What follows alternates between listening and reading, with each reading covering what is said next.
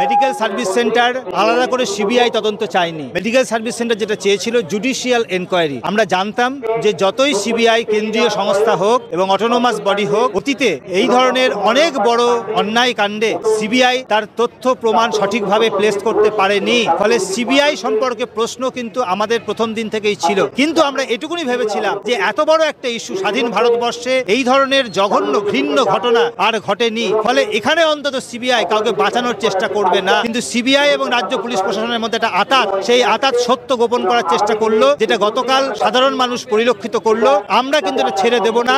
তাই সিবিআই কাছে জানতে চাইবো যে কেন চার্জশিট দিল না। অবিলম্বে অভিজিৎ মণ্ডল এবং সন্দীপ ঘোষের বিরুদ্ধে চার্জশিট জমা দেওয়া হোক, না হলে কিন্তু বাংলার মানুষ কিন্তু রাজ্য প্রশাসন এবং কেন্দ্রীয় সরকারকেও ছাড়বে না। আসলে একটা ষড়যন্ত্র চলছে যাতে সত্য উদ্ঘাটিত না হয়, প্রকৃত খুনি যাতে ধরা না পড়ে। প্রকৃত খুনিরা এমন কেউ হয়তো যারা রাজ্য প্রশাসন বা সরকারের খুব ঘনিষ্ঠ, তাদেরকে বাঁচানোর জন্য এই পরিকল্পনা।